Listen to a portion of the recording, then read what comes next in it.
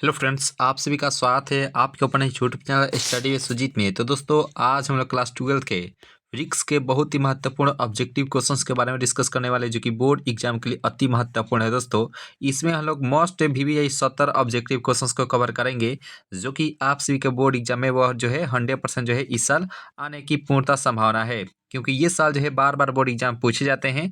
तो इन सभी प्रश्नों को आप सभी को अच्छे से देखना है और इसे याद भी कर लेना है, क्योंकि यही सवाल जो है आप सभी को बोर्ड एग्जाम में भी रहने वाले हैं। तो चलिए दोस्तों, सेशन को आगाज करते हैं और देखते हैं बारी बारी से प्रश्न को। और यहाँ पे आज का फर्स्ट प्रश्नोत्तर है कि प्रकाश के अनुप्रस्थ तरंग की पुष्टि कौन करता है। ये साल आप सभी को बोर्ड एग्जाम में हर साल लगभग पूछे जाते हैं कि which of the following confirm that light is a transverse wave. तो यहाँ पे इस सवाल का राइट आंसर क्या होना चाहिए कि प्रकाश के अनुप्रस्थ तरंग की पुष्टि इनमें से कौन सा करता है। तो यह जो करता है पोलराइजेशन करता है, यानी कि ध्रुवण जो है। इस सवाल का राइट आंसर हो जाएगा option number C is the right answer for this question, option number C.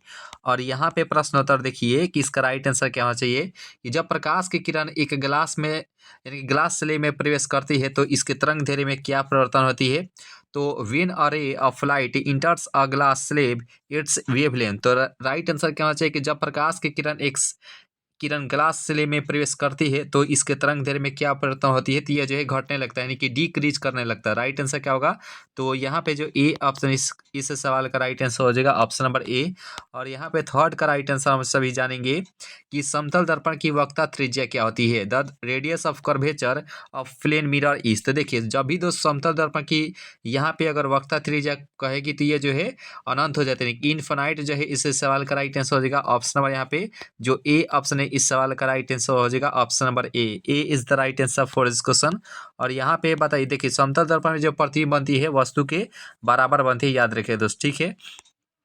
और यहाँ पे देखिए कि निम्नलिखित में से इंद्रधनुष के निर्माण का कारण इनमें से क्या होता है। कि which of the following responsible for the formation of rainbow. तो राइट आंसर क्या होना चाहिए कि निम्नलिखित में से कौन जो है इंद्रधनुष के निर्माण का जो है कारण होता है। ऑप्शन नंबर ए है प्रकीर्णन, विवर्तन, अपवर्तन या जो है वर्ण विक्षेपण। तो देखिए, इसका जो मेन जो कारण होता है वह जो है डिस्पर्सन ऑफ कलर होता है, यानी कि वर्ण विक्षेपण जो है। इस सवाल का राइट आंसर हो जाएगा ऑप्शन नंबर यहाँ पे जो सी ऑप्शन है। इस सवाल का राइट आंसर हो जाएगा ऑप्शन नंबर सी। चलिए नेक्स्ट प्रश्न उत्तर की तरफ चलते हैं। और यहाँ पे बताइए कि लेंस की क्षमता का जो है एसआई मात्रा क्या होता है। The SI unit of power of a lens is. तो यहाँ पे इसका राइट आंसर क्या होना चाहिए कि लेंस की क्षमता का जो है एसआई मात्रा क्या होती है। तो हम सभी तो जानते हैं कि इसे हम लोग बड़े डी से सूचित करते हैं, यानी कि डायप्टर जो है। इस सवाल का राइट आंसर हो जाएगा ऑप्शन नंबर डी। और पावर यानी कि शक्ति का मात्रा क्या होता है, तो यहाँ पे हम इंग्लिश और हिंदी दोनों के लिए बता रहे हैं कि शक्ति का मात्रा क्या होता है। तो यहाँ पे वॉट होता है, ठीक है। जूल जो है होता है, वो जूल किसका मात्रक होता है, तो ऊर्जा यानी कि एनर्जी का मात्रक होता है। कैंडेला आपसे भी जानते हैं कि ज्योति तीव्रता का होता है, ज्योति तीव्रता, ठीक है। तो राइट आंसर क्या होना चाहिए, तो ऑप्शन नंबर यहाँ पे जो बी ऑप्शन है। इस सवाल का राइट आंसर हो जाएगा ऑप्शन नंबर बी। और ऊर्जा का व्यवसायिक मात्रक क्या होता है, तो किलो वाट घंटा होता है, या जो है इलेक्ट्रॉन वोल्ट होता है, याद रखिए दोस्त, ठीक है। तो राइट आंसर हो जाएगा ऑप्शन नंबर बी। एक एक प्रश्नोत्तर का आंसर आपसे को बेहतरीन तरीके से बताया जाएगा, ताकि कहीं से भी प्रश्नोत्तर आए आप सभी आसानी से बना पाएंगे। ए टू जेड प्रश्नोत्तर का आंसर आप सभी को बेहतरीन तरीके से बताया जाएगा दोस्त, ठीक है। प्रश्नोत्तर देखिए कि एक पतले फिल्म में यानी कि सॉरी एक पतले प्रिज्म में जिसका अपवर्तनांक जो है म्यू है, इसका न्यूनतम विचलन कोण क्या होता है। जब भी इस प्रकार से क्वेश्चन रहेगा तो पहले जो है म्यू रखिएगा, उसके बाद जो है -1 घटा लीजिएगा, ठीक है। और इंटू में ए लिखिएगा। राइट आंसर हो जाएगा ऑप्शन नंबर यहाँ पे जो बी ऑप्शन है। इस सवाल का राइट आंसर हो जाता है option number B. B is the right answer for this, क्योंकि न्यूनतम पूछा गया है तो यहाँ पे एक घटा लेते हैं, ठीक है ना दोस्त। और ये सवाल लगभग हर साल पूछे जाते हैं, 100% जो है बोर्ड एग्जाम में आप सभी जानते ही हैं। और क्वेश्चन बैंक पढ़ते होते होंगे, तो ये साल आपसे बोर्ड एग्जाम में बहुत बार पूछे जाते हैं। तो राइट आंसर होगा ऑप्शन नंबर बी। प्रश्नता देखिए कि ऑप्टिकल फाइबर जो है किस सिद्धांत पर कार्य करता है।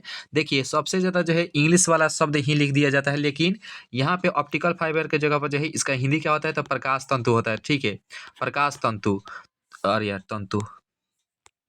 तो प्रकाश तंतु जो है इसे हम लोग हिंदी में बोलते हैं, और ऑप्टिकल फाइबर इसका इंग्लिश वाला शब्द है। तो यहाँ पे बताइए कि ऑप्टिकल फाइबर जो है किस सिद्धांत पर कार्य करता है। तो राइट आंसर क्या होगा, तो ये हो जाएगा ऑप्शन नंबर डी, यानी कि टोटल इंटरनल रिफ्लेक्शन, यानी कि TIR, ठीक है। शॉर्टकट में हम लोग बोलते हैं TIR बोलते हैं, टोटल इंटरनल रिफ्लेक्शन। और मृग मृच्छका की घटना आपसे भी सुने होंगे, मृग मृच्छका की घटना। तो मृग मृच्छका की घटना जो है इसी सिद्धांत पर कार्य करती है। जो हीरा को जो चमक बनी रहती है हीरे में, वो भी जो है पूर्ण अतिपवर्तन के कारण ही बनी रहती है। तो राइट आंसर क्या होगा, तो ऑप्शन नंबर यहाँ पे जो डी है इस सवाल का राइट आंसर हो जाएगा ऑप्शन नंबर डी। अब पानी के बुलबुला जो है अंदर हम लोग को चमकता हुआ नजर आता है, तो वो जो है इसके ही कारण होता है, पूर्ण अतिपवर्तन के सिद्धांत के कारण। ठीक है, चलिए इसका राइट आंसर आपसे बताइए कि विद्युत चुंबकीय तरंगों की प्रकृति क्या होती है। The nature of electromagnetic wave is, तो देखिए विद्युत चुंबकीय तरंग की जो प्रकृति होती है वह इसकी हो जाती है अनुप्रस्थ, यानी कि ट्रांसवर्स जो है इस सवाल का राइट आंसर हो जाएगा option number A is the right answer for this question.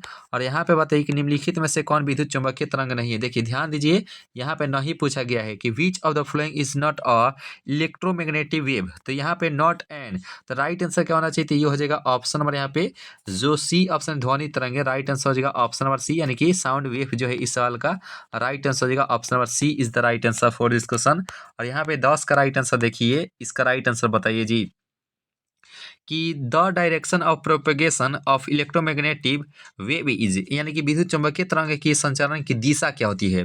यहाँ पे दिशा पूछा गया, तो हम सभी तो जानते हैं कि जो दिशा होती है वो पहले जो है ई होती है, उसके बाद जो है क्रॉस वेक्टर बी के समानांतर हो जाएगी। राइट आंसर क्या होगा, तो ऑप्शन नंबर यहाँ पे जो डी ऑप्शन है इस साल का बिल्कुल सही आंसर हो जाएगा option number D, D is the right answer for this question. और यहाँ पे 11 नंबर प्रश्नोत्तर देखिए कि परिनलिका में चुंबकीय ऊर्जा का घनत्व क्या होती है।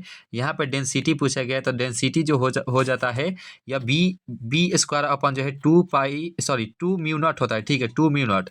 राइट आंसर क्या होगा, तो option number A is the right answer for this question, option number ए। और यहाँ पे बताइए कि प्रकाश वर्ष जो है किस भौतिक राशि की मात्रक होती है। ये सवाल भी इतना हल्का सवाल है, बट जो है ये भी जो है लगभग हर साल पूछे जाते हैं कि प्रकाश वर्ष जो है किस राशि का जो है भौतिक मात्रक होता है। देखिए light year is the unit of which जो है फिजिकल क्वांटिटी। तो ये जो है देखिए इसका राइट आंसर हो जाएगा ऑप्शन नंबर, यानी कि दूरी जो है डिस्टेंस जो है इस सवाल का राइट आंसर हो जाएगा ऑप्शन नंबर ए। समय का क्या होता है, तो सेकेंड होता है। ठीक है, और यहाँ पे ज्योति तीव्रता का आपसे बताए थे कैंडेला होता है। ऊर्जा का मात्रक हम बता ही चुके थे, जूल, इलेक्ट्रॉन और जो है किलोवाट घंटा। ठीक है ना दोस्तों। और यहाँ पे बताइए कि 20 सेंटीमीटर फोकस दूरी वाले उत्तल लेंस की क्षमता डायप्टर में क्या होती है। देखिए उत्तल लेंस से मापी गई दूरी जो है पॉजिटिव होती है, अवतल लेंस से मापी गई दूरी जो है निगेटिव होती है, आप सभी जानते हैं। ठीक है, तो जाहिर सी बात है हम लोग पी बराबर क्या पढ़े थे, तो 100 अपन जो है एफ पढ़े थे, जो कि सेंटीमीटर में पढ़े थे एफ। तो एफ का मान दिया गया है 20 सेंटीमीटर, तो 20 × 100 यानी कि 5 डायप्टर हो जाएगा 5D, यानी कि 5 dioptre is the right answer for this question, option number B. B जो है इस सवाल का राइट आंसर हो जाएगा ऑप्शन नंबर बी। और यहाँ पे प्रश्नोत्तर देखिए इसका, हाँ ठीक है, और यहाँ पे देखिए इसका राइट आंसर होता है कि हीरा का अपवर्तनांक करीब करीब कितना हो। देखिए बात करें अपवर्तनांक के बारे में, तो देखिए क्या होता है कि इसका जो है रिफ्रैक्टिव इंडेक्स बताना है, यानी कि इसका अपवर्तनांक क्या होता है। तो देखिए दुनिया में सबसे अधिक जो अपवर्तनांक होता है वह हीरा का ही होता है। तो राइट आंसर क्या होगा, तो ऑप्शन नंबर यहाँ पे जो सी ऑप्शन इसका राइट आंसर हो जाएगा ऑप्शन नंबर सी। और क्रांति कोण कितना होता है, तो क्रांति कोण की बात करें तो यह जो है 24.41 डिग्री होता है, याद रखिए दोस्त। ठीक है, तो इसका राइट आंसर हो जाएगा ऑप्शन नंबर सी। और यहाँ पे देखिए 15 का राइट आंसर का क्या होना चाहिए, प्रकाश के वेग का रंग प्रकाश के रंग का कारण क्या होता है। तो इसकी जो कारण हो जाएगा वह उसकी आवृत्ति हो जाएगी, यानी कि frequency is the right answer for this question, option number ए। और यहाँ पे प्रश्न होता है देखिए किस रंग का तरंग दैर्ध्य जो है सबसे अधिक होता है। सबसे कम यहाँ पे पूछा गया, तो सबसे कम जो है बैगनी रंग का होता है, और अधिक किसका होता है, तो अधिक जो है ये लाल रंग का होता है। ठीक है, तो प्रश्नोत्तर हम लोग से पूछा गया है कि सबसे कम किसका होता है। राइट आंसर हो जाएगा ऑप्शन नंबर ए। दोनों में से एक साल लगभग हर साल पूछे जाते हैं कि किसका जो है वेवलेंथ जो है कम होता है, यानी कि तरंग दैर्ध्य किसका कम होता है, तो बैंगनी हो जाएगा। या तो बैंगनी पूछेगा या जो है किसका अधिक होता है ये पूछेगा। ठीक है ना दोस्तों, राइट आंसर हो जाएगा ऑप्शन नंबर ए। 16 का हो जाता है ऑप्शन नंबर ए। और यहाँ पे प्रश्न होता है देखिए वस्तु से 12 प्रतिबिंब जो है किसका बनता है। तो हम सभी तो जानते हैं कि वस्तु से 12 किसमें बनता है, तो वस्तु से 12 जो है वह अवतल दर्पण में ही बनता है। राइट आंसर क्या होगा, तो option number A is the right answer for this question, option number ए। वस्तु से बराबर समतल दर्पण में, वस्तु से छोटा जो है वह उत्तल दर्पण में बनता है। ठीक है, वस्तु से छोटा। तो राइट आंसर क्या होगा, तो ये हो जाएगा option number A is the right answer for this question, option number ए। पूछ लिया जाता है कि गाड़ियों के हेडलाइट में अवतल दर्पण का प्रयोग करते हैं, और हजामती दर्पण में जो है अवतल दर्पण का प्रयोग करते हैं। लेकिन उत्तल दर्पण का प्रयोग कहाँ करते हैं, तो गाड़ियों के साइड मिरर में, यानी कि पक्ष दर्पण में। ठीक है, अगर हेडलाइट कहेगा तो हेडलाइट जो है अवतल दर्पण का प्रयोग करेंगे, और पक्ष यानी कि साइड मिरर का अगर पूछेगा तो ये जो है हम लोग उत्तल दर्पण का प्रयोग करते हैं। ठीक है, साधारण दर्पण के रूप में हम लोग समतल दर्पण का प्रयोग करते हैं। याद रखिएगा, ऑप्शन नंबर ए हो जाएगा। और यहाँ पे 18 का राइट आंसर क्या होना चाहिए कि एक स्वस्थ व्यक्ति की आंख के लिए अस्पष्ट दृष्टि की न्यूनतम दूरी क्या होती है। देखिए यहाँ पे न्यूनतम दूरी पूछेगा तो ये जो है 25 सेंटीमीटर हो जाएगा। ऑप्शन नंबर यहाँ पे C is the right answer for this question. और ये अधिकतम दूरी होती है अनंत। याद रखिएगा, अधिकतम दूरी जो है यह अनंत होती है, यानी कि इनफाइनाइट होती है। राइट आंसर क्या होगा, तो option number C is the right answer for this question. और यहाँ पे 19वां प्रश्न उत्तर है कि निकट दृष्टिता को दूर करने के लिए व्यवहार किया गया लेंस क्या होता है। तो हम सभी तो जानते हैं इसमें निकट की वस्तु साफ साफ दिखाई देती है लेकिन दूर की नहीं, तो इसमें जो है अवतल लेंस का प्रयोग करते हैं। राइट आंसर हो जाएगा ऑप्शन नंबर ए। और उत्तल लेंस का कहाँ करते हैं, तो यहाँ पे दूरदृष्टि दोष में करते हैं, दूरदृष्टि दोष में। ठीक है, बेलनाकार लेंस का कहाँ प्रयोग करते हैं, तो अबिंदुकता में करते हैं, अबिंदुकता में। और एक बाइफोकल लेंस होता है जिसे हम लोग ज़्यादा दूरदर्शिता में प्रयोग करते हैं, ज़्यादा दूरदर्शिता में। ठीक है, राइट आंसर हो जाएगा ऑप्शन नंबर ए। और यहाँ पे प्रश्नोत्तर देखिए 20 का राइट आंसर क्या होना चाहिए कि एक संयुक्त सूक्ष्मदर्शी के अभिदृश्यक लेंस जो है से बना हुआ प्रतिबिंब कैसा होता है। तो 20 का हो जाता है ऑप्शन नंबर सी वास्तविक, और जो है बड़ा होता है। राइट आंसर हो जाएगा ऑप्शन नंबर सी। आइए यहाँ पे 21 का राइट आंसर देख लेते हैं कि 21वां प्रश्नोत्तर देख चुके थे। और यहाँ पे प्रश्नोत्तर देखिए कि खगोलीय दूरदर्शक में अंतिम प्रतिबिंब क्या होता है। तो देखिए अंतिम जो प्रतिबिंब जो बनता है खगोलीय दूरदर्शक में, इसमें आप सभी को बताना है कि क्या होना चाहिए। तो ये हो जाएगा काल्पनिक और उल्टा बनता है। राइट आंसर क्या होगा, option number D is the right answer for this question, option number D. और जो भी दोस्त नए अगर जुड़े हैं इस परिवार से, तो आप सभी से निवेदन करते हैं कि आप सभी लाइक और सब्सक्राइब के साथ साथ जो है अपने अपने दोस्तों के पास भी शेयर कर दीजिएगा। और यहाँ पे इसका राइट आंसर क्या होना चाहिए कि जब माइक्रोस्कोप की नली की लंबाई बढ़ाई जाती है तो इसकी आवर्धन क्षमता में क्या परिवर्तन होती है, यानी कि। और यहाँ पे इसका राइट आंसर क्या होना चाहिए कि when the length of the microscope tube is increase the magnification power. तो देखिए जब माइक्रोस्कोप नली की लंबाई बढ़ाई जाती है तो इसकी आवर्धन क्षमता में क्या परिवर्तन होती है, तो इसका हो जाता है ऑप्शन नंबर यानी कि बढ़ती, यानी कि इंक्रीज करती है। राइट आंसर क्या होगा, तो ऑप्शन नंबर ए हो जाता है। 24वां प्रश्न उत्तर देखेंगे कि निम्नलिखित में से किस भौतिक राशि का पुनर्वितरण जो है प्रकाश का व्यतिकरण होता है। देखिए प्रकाश के व्यतिकरण में क्या होता है, तो एक पतले फिल्म का रंग का जो कारण होता है वह प्रकाश के व्यतिकरण के कारण ही होता है, पतले फिल्म का रंग का कारण। ठीक है, तो इसका राइट आंसर क्या होगा 24 का, तो ये हो जाता है ऑप्शन नंबर बी। तीव्रता होता है, इंटेंसिटी जो है इस सवाल का राइट आंसर हो जाता है ऑप्शन नंबर बी। और यहाँ पे प्रश्नोत्तर देखिए कि एक पतले फिल्म रंग के कारण क्या होता है, तो अभी देखे थे व्यतिकरण हो जाएगा, लेकिन interference is the right answer for this question. विवर्तन में क्या होता है कि तीक्ष्ण किनारों से मुड़ जाने की प्रक्रिया जो है विवर्तन कहलाते हैं। याद रखिएगा, ऑप्शन नंबर बी हो जाता है। और यहाँ पे ब्यूस्टर का नियम क्या होता है, ये सवाल जो है लगभग हर साल पूछे जाते हैं कि ब्यूस्टर का नियम क्या होता है। तो दे दीजिए इस सवाल का राइट आंसर बताइए जी। तो देखिए इसमें क्या होता है, तो हम सभी पढ़े थे कि म्यू बराबर क्या होता है, तो 10 IP होता है। 10 यहाँ पे आई और पी। ठीक है, तो राइट आंसर क्या होगा, तो ऑप्शन नंबर यहाँ पे जो सी ऑप्शन है इस सवाल का राइट आंसर हो जाएगा ऑप्शन नंबर सी। और यहाँ पे प्रश्न होता है देखिए व्यतिकरण की घटना जो है का कारण क्या होता है। ध्यान दीजिए इसका राइट आंसर क्या होना चाहिए कि व्यतिकरण के घटना का कारण क्या होता है। तो देखिए दोस्त यानी कि द कॉज ऑफ इंटरफेरेंसेस, तो देखिए इसका जो सही आंसर हो जाएगा 27 का, ये हो जाएगा कलांतर यानी कि फेज डिफरेंस होता है। राइट आंसर क्या होगा, तो ऑप्शन नंबर यहाँ पे जो ए ऑप्शन है इस सवाल का राइट आंसर हो जाता है option number A. A is the right answer for this question. और यहाँ पे देखिए कि प्रकाश के तरंग गति सिद्धांत के अनुसार प्रकाश के वर्ण निर्णायक होते हैं। According to the wave speed theory of light, the characteristic of light are। तो देखिए प्रकाश के तरंग गति के सिद्धांत के अनुसार जो है प्रकाश के वर्ण जो है निर्णायक होते हैं। तो 28 का राइट आंसर क्या होगा, तो ये हो जाएगा ऑप्शन नंबर सी, यानी कि उसकी फ्रीक्वेंसी होती है। राइट आंसर क्या होगा, तो ऑप्शन नंबर यहाँ पे जो सी है आवृत्ति। राइट आंसर हो जाएगा ऑप्शन नंबर सी। और यहाँ पे प्रश्नोत्तर देखिए कि विनाशी व्यतिकरण के लिए पथांतर कोण क्या होता है। ये सवाल आप सभी को बोर्ड एग्जाम में भी हर साल पूछे जाते हैं। जितने भी सवाल करा रहे हैं सभी जो है बोर्ड एग्जाम में बहुत बार पूछे जाते हैं, और एनसीईआरटी का सबसे बेस्ट सवाल आप सभी को करवाया जा रहा है दोस्त। ठीक है, और इन सही प्रश्नों को आप सभी को आज के डेट में ही याद कर लेना है। और यहाँ पे विन्यासी व्यतिकरण के लिए क्या होता है, तो पथांतर की बात करती हो जाएगा option number B 2n+1 into λ/2। तो राइट आंसर हो जाता है option number B is the right answer for this question, option number B. 30 का राइट आंसर बताइए कि इनमें से कौन जो है चयनात्मक अवशोषण द्वारा समतल ध्रुवित प्रकाश देता है। देखिए चयनात्मक जो है अवशोषण के द्वारा जो है समदत्त ध्रुवित प्रकाश इनमें से कौन सा देता है? तो आप सभी को कितना बार अच्छे से पढ़ाए थे क्वार्ट्ज क्रिस्टल और जो है पोलराइड। आप सभी जो है पोलराइड पढ़े होंगे, लेकिन क्वार्ट्ज क्रिस्टल भी देता है। राइट आंसर क्या होगा? तो option number C is the right answer for this question, option number C. 31 का राइट आंसर हम सभी जानेंगे कि किरचॉफ का द्वितीय नियम जो है आधारित होता है। देखिए, एक होता है प्रथम लॉ, एक होता है द्वितीय लॉ। तो बात करें द्वितीय लॉ के बारे में, तो यह जो है ऊर्जा संरक्षण के सिद्धांत पर आधारित होता है कि एनर्जी कंजर्वेशन ऑफ लॉ। तो राइट आंसर क्या होगा? तो ऑप्शन नंबर बी जो है इस सवाल का राइट आंसर हो जाएगा। और आवेश संरक्षण के सिद्धांत पर जो है प्रथम होता है। ठीक है, तो याद रखिएगा ऑप्शन नंबर यहाँ पे जो बी है इस सवाल का राइट आंसर हो जाता है, ऑप्शन नंबर बी। और यहाँ पे बताइए कि साबुन का बुलबुला सूर्य के प्रकाश में रंगीन दिखाई देता है, इसका कारण क्या होता है? तो देखिए दोस्त, इसका राइट आंसर क्या होना चाहिए? तो 32वां प्रश्न उत्तर का जो सही आंसर हो जाएगा ये हो जाएगा ऑप्शन नंबर सी। प्रकाश के व्यतिकरण जो है इसका राइट आंसर हो जाता है option number C. C is the right answer for this question, option number C. चलिए नेक्स्ट प्रश्न उत्तर की तरफ चलते हैं।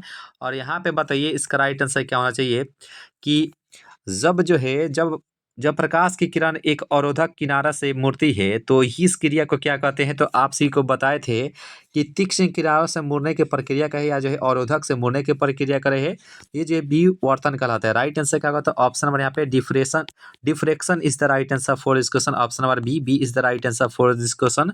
और यहाँ पे बताइए कि जीवाश्म की आयु का पता कैसे लगाया जाता है। देखिए, यानी कि फोसिल का यहाँ पे डिटरमाइंड यहाँ पे बताना कि the age of a fossil is determined by. तो देखिए, जीवाश्म की आयु का पता किससे लगाया जा सकता है? देखिए 34 की बात करें तो ये जो है कार्बन डेटिंग से। राइट आंसर क्या होता है? यानी carbon dating is the right answer for this question, option number ए। और यहाँ पे बताइए, देखिए पूछा जाता है कि लेजर जो है यह एक वर्णी प्रकाश होता है। याद रखेगा, इनमें से पूछा जाता है कि इनमें से कौन जो है एक वर्णी प्रकाश के किरण है, ये लेजर होता है। नहीं होता है कि जब हम लोग सॉरी मेला से खरीदते हैं लेजर लाइट, आप सभी अच्छे से जानते हैं दोस्त। ठीक है, बांटते हैं तो सीधा से जो है चले जाता है उतना, यानी कि लगभग 100 मीटर तक जो है सीधा चला जाता है। खासकर गांव की बात कर रहे हैं दोस्त। वैसे लेजर लाइट बहुत खतरनाक होता है, याद रखिएगा। ये हो जाएगा option number A is the right answer for this question.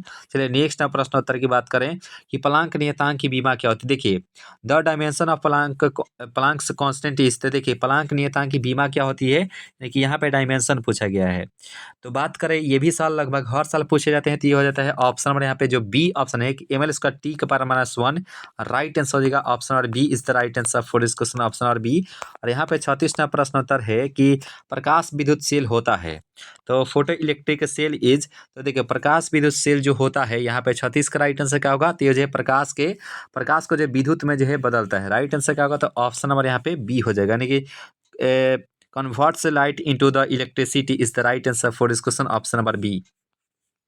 चलिए दोस्त, यहाँ पे 37वां प्रश्न उत्तर देख लेते हैं कि किसी परमाणु के नाभिक जो है बाना होता है। देखिए मान लीजिए ये परमाणु है, परमाणु क्या होता है तो यहाँ पे हम थोड़ा सा बताने का प्रयास करेंगे। तो परमाणु जो है यहाँ पे इलेक्ट्रॉन जो है इसके चारों तरफ जो है ये तो चक्कर लगाता है, और यहाँ पे अरे यार, और यहाँ पे प्रोटॉन है और यहाँ पे न्यूट्रॉन है। तो परमाणु के नाभिक में पूछेगा तो नाभिक यानी कि न्यूक्लियस में, सॉरी नाभिक अगर पूछेगा तो नाभिक में जो है प्रोटॉन और न्यूट्रॉन रहते हैं। वैसे इस सवाल का राइट आंसर हो जाएगा ऑप्शन नंबर डी। हम सभी जानते हैं न्यूट्रॉन पे कोई आवेश नहीं रहता है। और प्रोटॉन की बात करें, प्रोटॉन और न्यूट्रॉन का मान जो है लगभग सेम होता है, एक जो है पॉजिटिव में होता है, एक जो है निगेटिव में रहता है। तो ये जो पूछा जाएगा कि परमाणु क्या होता है, तो परमाणु जो विद्युतता जो है उदासीन होता है, याद रखिएगा, क्योंकि बोर्ड एग्जाम में पूछा जा चुका है कि परमाणु विद्युतता क्या होते हैं, तो उदासीन होते हैं। राइट आंसर क्या होगा? तो ऑप्शन नंबर डी, यानी कि प्रोटॉन और न्यूट्रॉन ही यहाँ पे इसमें शामिल रहते हैं, यानी कि ऑप्शन नंबर डी जो है इस सवाल 37 का डी जो है इस सवाल का राइट आंसर हो जाएगा ऑप्शन नंबर डी। और इलेक्ट्रॉन जो है इसके चारों तरफ जो है चारों तरफ जो है चक्कर लगाते हैं। ठीक है ना दोस्तों, इसका राइट आंसर क्या होना चाहिए कि नाभिक की त्रिज्या क्या होती है? The order of the radius of the nucleus is. तो नाभिक की यहाँ पे यहाँ पे कोटि पूछा गया है। तो नाभिक की कोटि क्या होती है? 10 के पावर जो है ये -15 मीटर के बराबर होते हैं। और पूछा जाता है कि एक एंगस्ट्रॉम जो है कितने मीटर के बराबर होता है? तो 10 के पावर जो है -10 मीटर के बराबर होता है एक एंगस्ट्रॉम, याद रखिएगा दोस्त। ठीक है, ऑप्शन नंबर बी हो जाएगा। और यहाँ पे बताइए कि रेडियो सक्रियता का मात्रा क्या होता है? तो देखिए रेडियो सक्रियता की बात करें यानी कि रेडियो एक्टिविटी, तो ये हो जाएगा मैडम क्यूरी। राइट आंसर क्या होगा, तो ऑप्शन नंबर यहाँ पे जो बी है इस सवाल का राइट आंसर हो जाएगा option number B is the right answer for this question, option number B. और यहाँ पे बताइए 40 का राइट आंसर क्या होगा, रिडवर्ट नियतांक की सॉरी मात्रा क्या होता है, तो रिडवर्ट नियतांक का यहाँ पे मात्रक पूछे तो ये हो जाता है option number A metre inverse होता है। राइट आंसर हो जाएगा क्या, तो 40 का हो जाएगा ऑप्शन नंबर ए।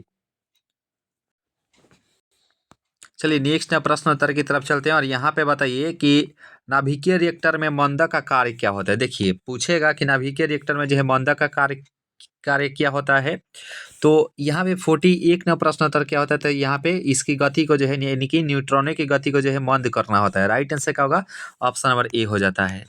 और यहाँ पे देखिए इसका राइट आंसर क्या होना चाहिए, यहाँ पे प्रश्न है कि हाइड्रोजन स्पेक्ट्रम की कौन सी श्रेणी जो है दृश्य भाग में पड़ती है।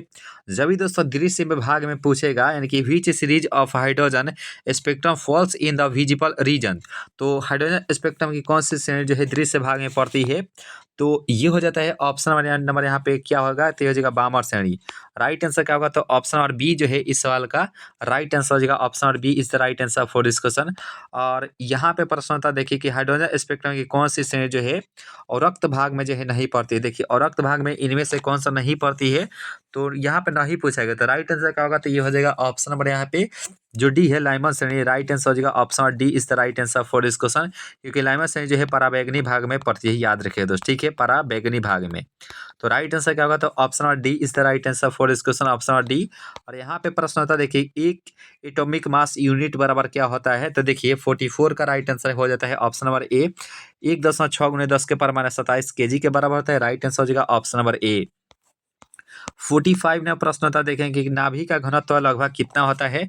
बात करें न्यूक्लियस के बारे में तो इसकी जो क्या बोलते हैं इसका घनत्व की बात करें, डेंसिटी की बात करें तो 45 का राइट आंसर क्या होती हो जाएगा ऑप्शन नंबर यहाँ पे जो सी ऑप्शन है 2.29 × 10 के पावर 17 kg मीटर के यानी कि m के पावर -3 होता है। राइट आंसर क्या होता है ऑप्शन नंबर सी हो जाता है आंसर सही।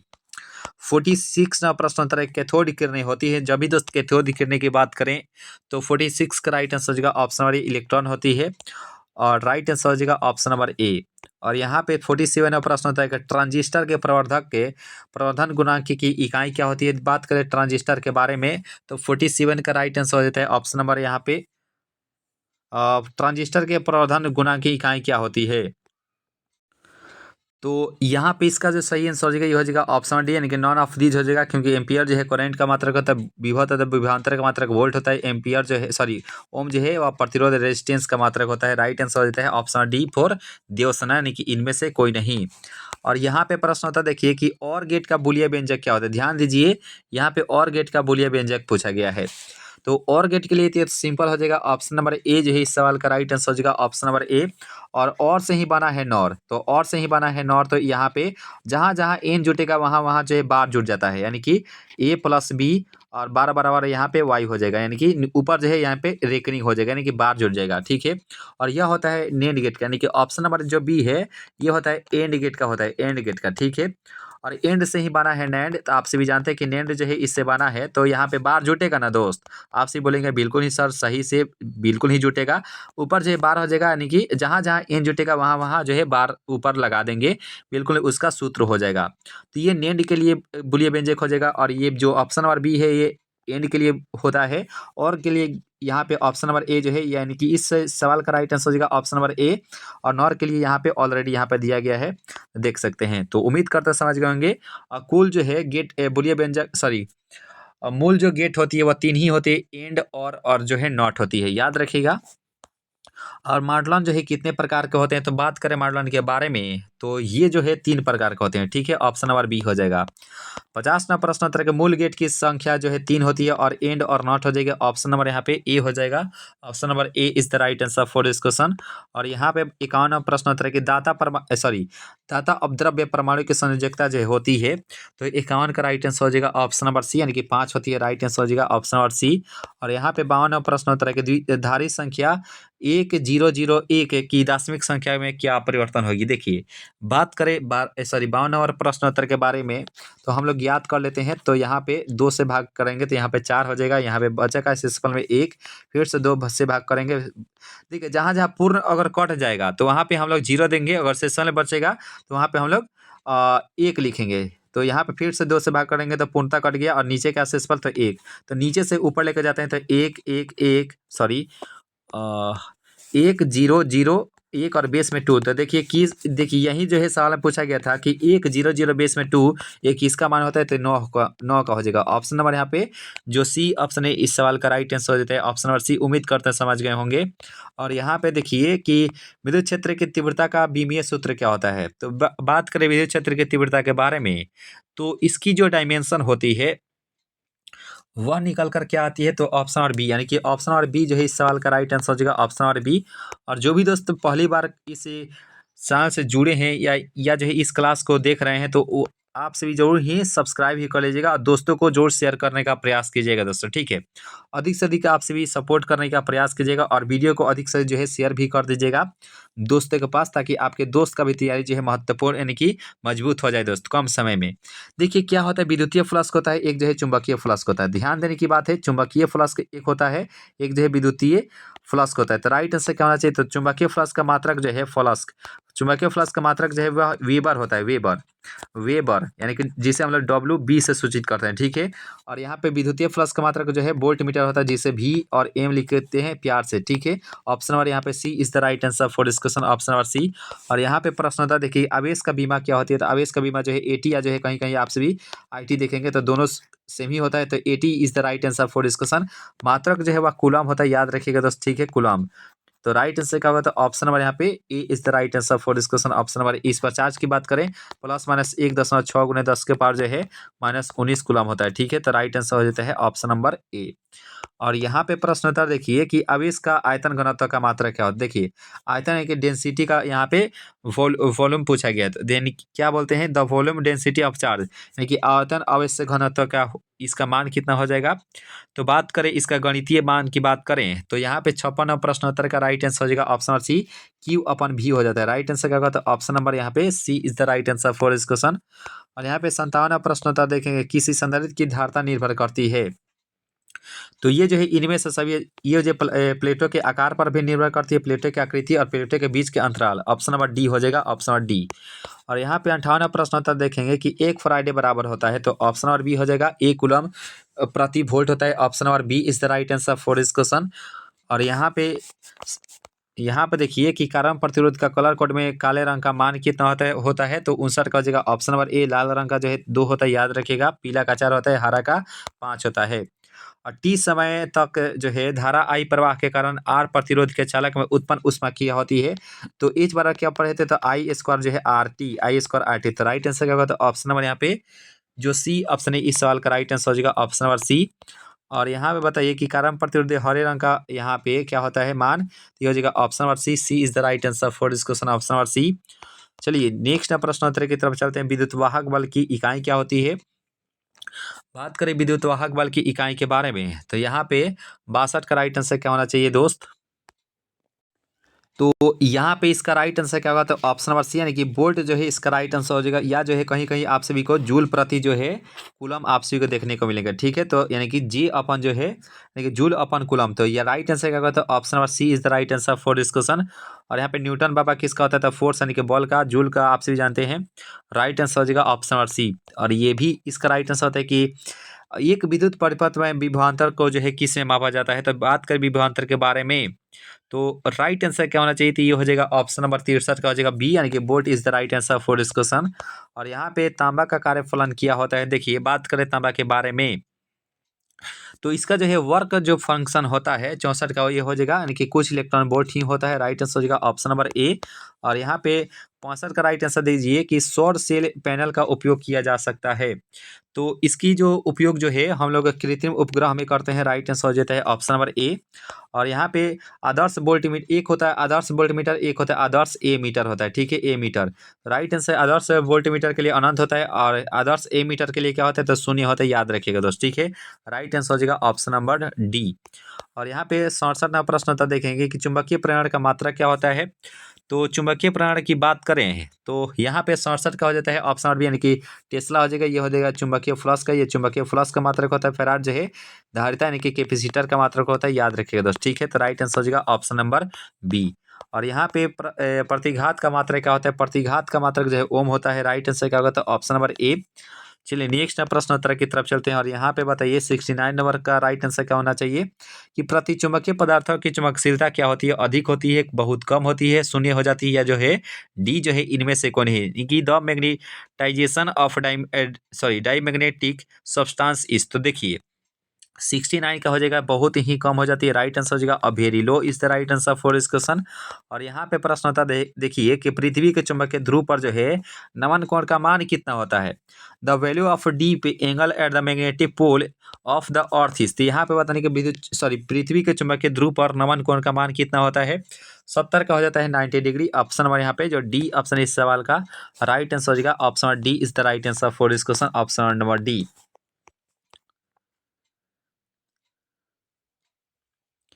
तो दोस्तों इस प्रकार से इस महत्वपूर्ण सेशन को यहीं पे ख़त्म किया जाता है। सेशन अगर आप सभी को अच्छी लगी हो तो वीडियो को लाइक कर दीजिएगा, दोस्तों के पास शेयर जरूर ही करने का प्रयास कीजिएगा। पहली बार क्लास से जुड़े हैं तो आप सभी दोस्त से निवेदन करते हैं कि आप सभी दोस्त जो जरूर ही सब्सक्राइब ही कर लीजिएगा दोस्त। और लास्ट में कमेंट करके बताइएगा कि ये सेशन आप सभी को कैसा लगा, और अधिक से अधिक आप सभी वीडियो को शेयर भी कर दीजिएगा, सब्सक्राइब भी कर लीजिएगा। जाते जाते आप सभी को बोलते हैं कि thank you so much guys इस परिवार से जोड़ने के लिए, और आप सभी लाइक भी कर दीजिएगा। सेशन अगर अच्छी लगी हो तो लाइक भी कर दीजिएगा। तो मिलते हैं आप सभी से नई उम्मीद के साथ नई वीडियो में। तो ख्याल रखिएगा खुद का दोस्त, और अच्छे से रहिएगा, पढ़ाई कीजिएगा दोस्त। मिलते हैं आप सभी से नई वीडियो में नई उम्मीद के साथ। तो हंसते रहिए और मुस्कुराते रहिए और अपनी तैयारी को जो है मजबूत करते रहिए। आज के लिए इतना ही दोस्त। जय हिंद, वंदे मातरम। Thank you so much.